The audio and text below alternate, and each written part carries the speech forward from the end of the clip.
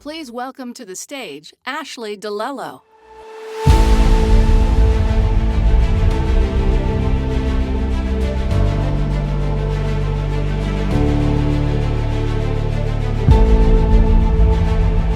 Good morning! Who is ready to understand just how powerful their mind is? Yes? I hope you are, because as you saw from that video, it not only saved my life once, but twice. Listen, the brain is the command center of everything in the body. So in order to heal mentally, emotionally, or physically, we have to treat the brain. So my goal today is for you to realize that no matter how stuck, broken, or limited you might feel, that you are far more powerful than you realize, and that you have all the same capacity as me or anyone else to be the victor in your life. Okay? Yes, do you believe that? Good. There are 3 key shifts that you must make to harness your brain, to make it your superpower, and to heal and live the life you want. And it all starts with understanding how the brain works. Here's the harsh truth. Your brain isn't wired for happiness and success.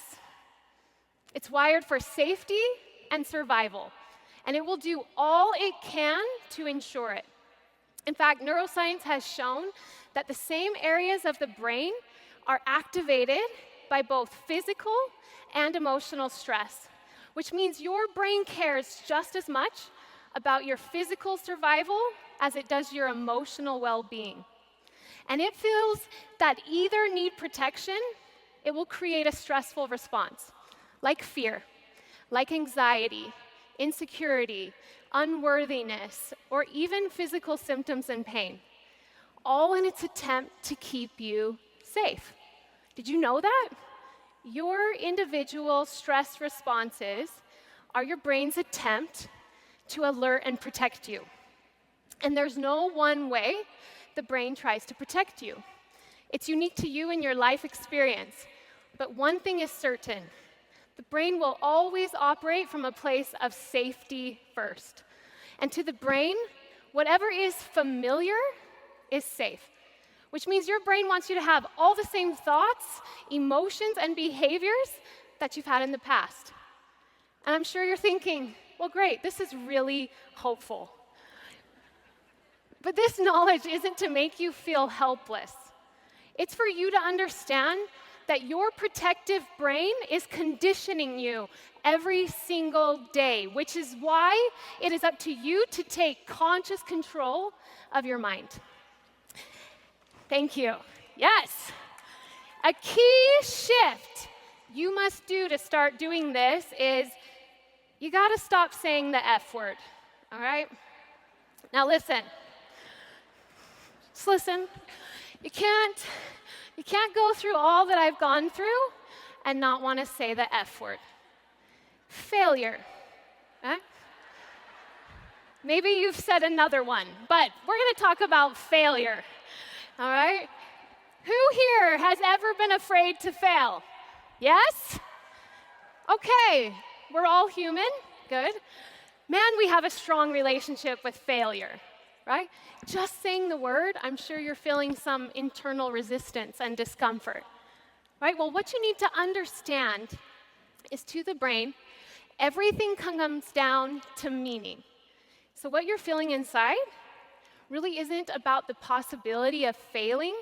It's about the brain's perception of what failing means. And boy, have we given failing a big meaning. Right? Failure means you'll be judged. You won't be accepted. Failure means you're not smart enough, talented enough, good enough, not enough. None of that feels emotionally safe to the brain. So the brain's going to want to keep you from failing. So it's going to tell you, you can't do that. That's impossible. It's going to create all types of disempowering thoughts and emotions and limiting beliefs to keep you from taking any consistent action toward the thing you could fail at. But isn't that ironic? The brain wants to protect you from failing, but in giving up and quitting, or not even starting, you've already failed, right? So if you understand that everything to the brain comes down to meaning, then your first step to changing your fear around failure is to change your brain's meaning of failure. Let me tell you, I have felt like a failure in my life. My body's failings became my failings. And then I felt like a failure as a mom, as a wife, as a business owner. It took me a long time to change my relationship with failure. But my life really changed when I started to see failure as feedback. And in doing so, failure became an essential part towards my success in every area of my life, which also meant my brain no longer had to protect me from it. And let me tell you, I have failed a lot of times to be here, especially in my health. When my chronic pain journey started 6 years ago, failure, failed treatment, failed treatment, failed treatment. I tried over 200 types of injections. I tried every treatment in the Western, functional, regenerative, and every other type of healing modality. And each time it didn't work, it was easy to feel a little more hopeless and to lean into the experts' belief that I couldn't heal and that pain was my life now. So each time I had to dig a little deeper and consciously choose to see each failure as feedback in what didn't work, therefore narrowing the field towards something that would. And it was not easy. After years of relentless efforts to the point of nearly losing our home, I experienced one of the scariest moments of my life when I looked at my husband, Ryan, and I said, "There's nothing left to try." But it was in that moment that my greatest desperation met my greatest determination. And I thought, if I can't find the answer outside of me, I'm going to create it. Thank you. So piece by piece, with each failure came more feedback, and step by step by step, here I am now. Yes? Thank you. The truth is, you do not get success without failure. When a reporter asked Thomas Edison, "How did it feel to fail 1,000 times?" he replied, "I didn't fail 1,000 times. The light bulb was an invention with 1,000 steps." Are you willing to take 1,000 steps or more to get the life that you want? Yes? And what is the meaning you're going to give those steps? Will you define them by failure and all the ways you're not enough and as evidence that your dream isn't possible? Or will you define them as feedback and all the ways you're growing and learning and becoming the person who will make your dream possible? Because whichever meaning you choose, your brain will go to work to prove it right. Life is full of challenges, and many of which you don't choose. But you are always in charge of the meaning you give those challenges and every other experience in your life. So why not choose an empowering meaning? One that makes your brain work for you instead of against you. The key to healing your life lies in your brain, and I'm going to prove it to you. So everybody stand up, all right? Now, I know we can only spread out so much, so just be aware of the people next to you, okay? Good. It's good to stretch anyways, right? We're going to do a little exercise together. Yes? So first, I want you to, I'm going to face this way because if I face you and do it, you're going to mirror me, right? So I want you to have your feet shoulder width apart. Okay, hands down outside. Okay, now with keeping your feet planted, okay, don't move your feet. I want you to just raise your right arm shoulder height in front of you, and then without moving your feet, now you might need to go up and over your neighbor, okay? I want you to rotate your spine towards your right, and just see how far you can go. Don't hurt your back. I want you to just see how far you can rotate without moving your feet. Now, I want you to feel that in your body and kind of memorize where you are pointing to. Can everybody do that? Kind of get a feel for where you're pointing. Everybody got it? Awesome. Okay, you can come back around. Lower that arm. I'm going to now walk you through a visualization exercise. Okay? So you're not going to do anything physically until I tell you to again. All right? So everybody, just take a deep breath to begin. Let that all out. Hands down at side, feet shoulder width apart, and I want you to just close your eyes. Okay? Now I just want you to imagine raising that right arm again and rotating, but this time we're just imagining. Don't move your arm. Everybody put your arm down. Just imagine. We're going to imagine rotating, but this time you're able to do it twice as far. Whatever restriction was in your spine a moment ago is gone. It's pretty amazing, and you can't help but feel how cool that is for that restriction to be gone. And then you imagine rotating it back to the front and lowering it. We're going to do this again, raising that right arm, imagining, and rotating this time, though, 3 times as far. It's like you've been doing yoga your whole life, and your spine is fluid. In fact, you can't help but remark about how incredible it feels in your body to be able to rotate that way. No pain, no restrictions, just easy. I want you to feel that in your body. And then we're imagining bringing that arm back down, and we're going to do it one more time. Imagine raising that arm, and this time you're able to rotate 4 times as far. You are Gumby. And I want you to have a smile on your face because it is effortless. Your body was meant to move this way. And it feels amazing that you can't help but smile and be proud of truly how easy it is for you. I want you to feel that in your body. And then we're going to imagine rotating back to the front and lowering that right arm. Now, if I can have everybody open your eyes, and with keeping your feet planted, I want you to raise that right arm again and just rotate and see how far you go. Look at that. Huh. Magic. Magic.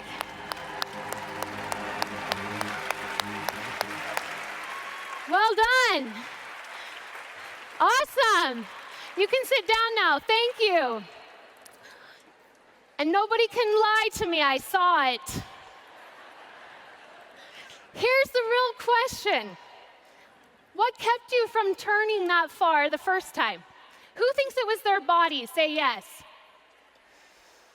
Who thinks it was their mind? Say yes. Yes. You're right. It was your mind.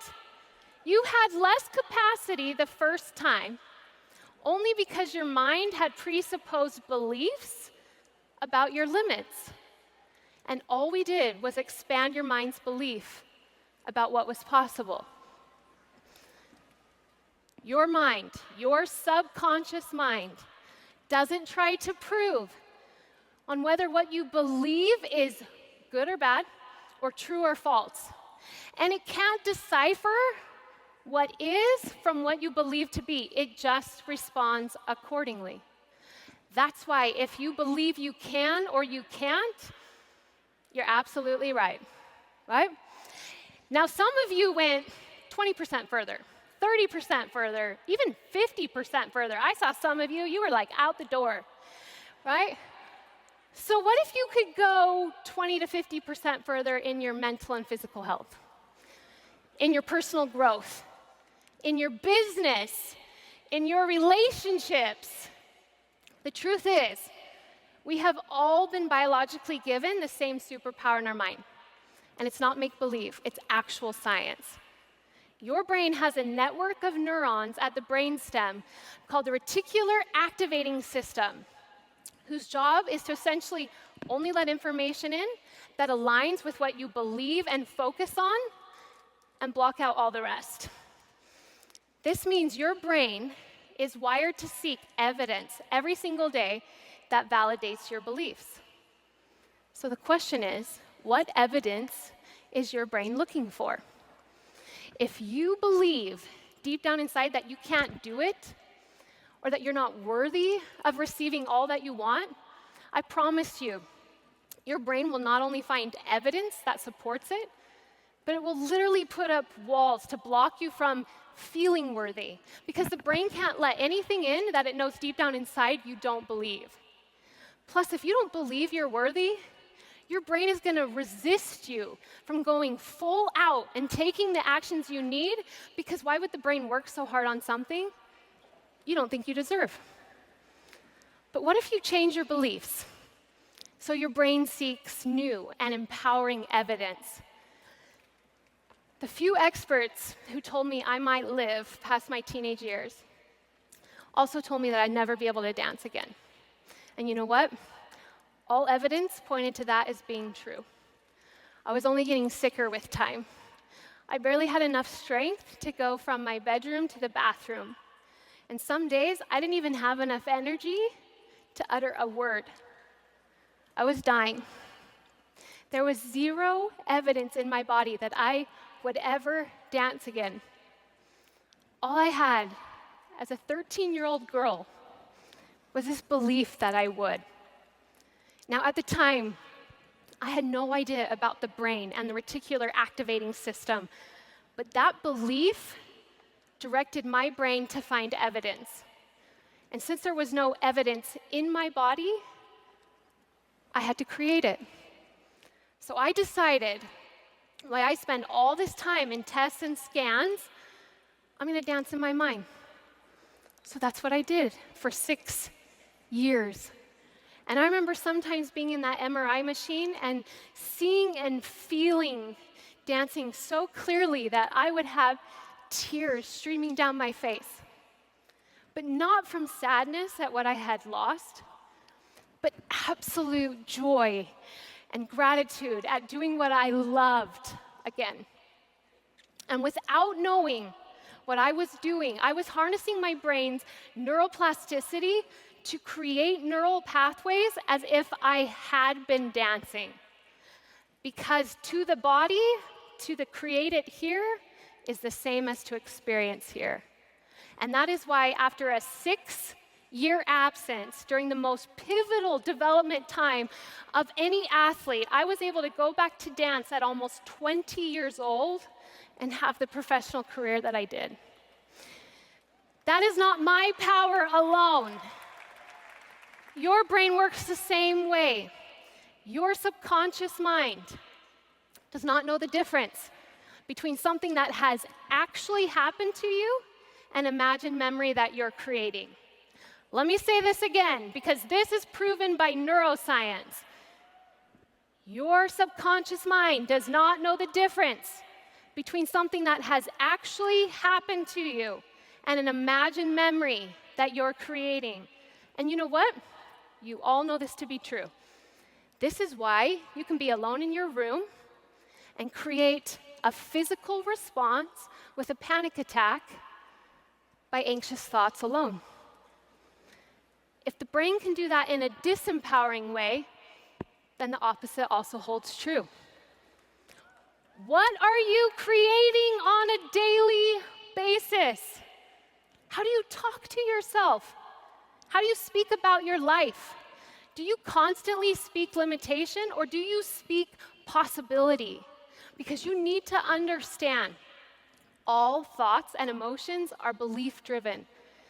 So if you want to change how you think, if you want to change how you feel, then you have to address the brain and the belief systems that run it. And not just consciously, but subconsciously. Because whatever's running there, your brain is accepting it. The truth is, you don't really have a fear problem. You have a belief problem. Because your beliefs are the bodyguard around your reality, deciding every single day what information your brain lets in and how you show up in your life. You will never get rid of all fear. It's a protective mechanism built into the nervous system. But when you change your beliefs to empower you, then fear won't have so much power over your life. And listen, I deeply know fear. I fought between life and death for 4 years. And then as an adult, I contended with the fear every day that I would live the rest of my life in horrible pain, struggling to walk, never doing what I loved again, or holding my own child. I have been stretched to the depths of my soul. And years after living in unrelenting pain and giving all that I had to healing with no success, I felt like I had nothing left. And one night, I remember laying on my bedroom floor, curled up in the fetal position, trying to get through one agonizing moment to the next. And I was really honest with myself about what my life would look like if I gave up. And you know what? In those moments, your brain will tell you to give up. Your brain is a predicting machine, so it wants certainty. Giving up is certain. So in that moment, your brain's going to tell you that it's easier to give up. But if we're really honest with ourselves, the greatest discomfort of all is living with this feeling inside that you're not living the life you're meant for. And I felt deep inside that I was meant for more. I felt like I was holding on by my fingertips. And all I had was this thought that kept running through my mind. I know what my life looks like if I give up. I want to see what it looks like if I keep going. And my friends, I'm glad I kept going.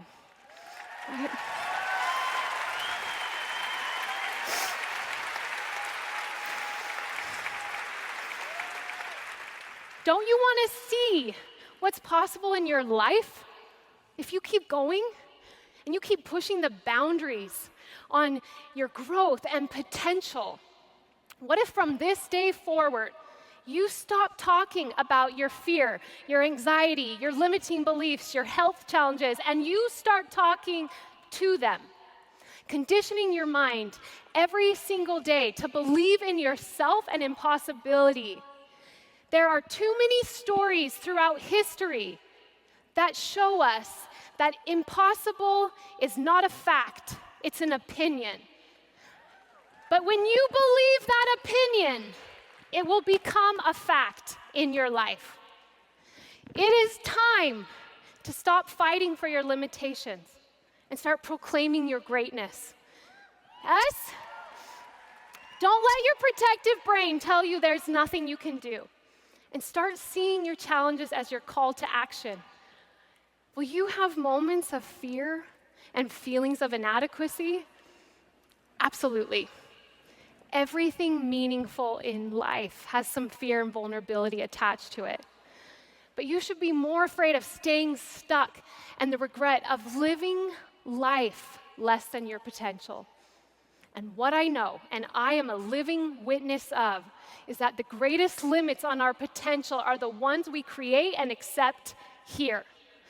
The limiting beliefs that keep you from stepping out into the unknown, where all the healing and possibility are. Your brain is the most powerful weapon on earth, and you are the programmer of it, period. No one lives inside your mind and body but you, which means you are the only one who can change your life.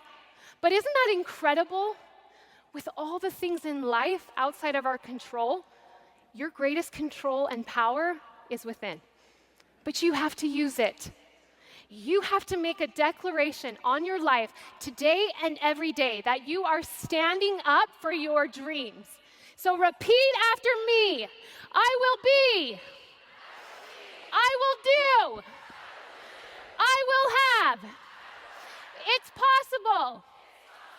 One more time with even more conviction so your brain believes you. I will be. I will do. I will have. It's possible. Yes, everything.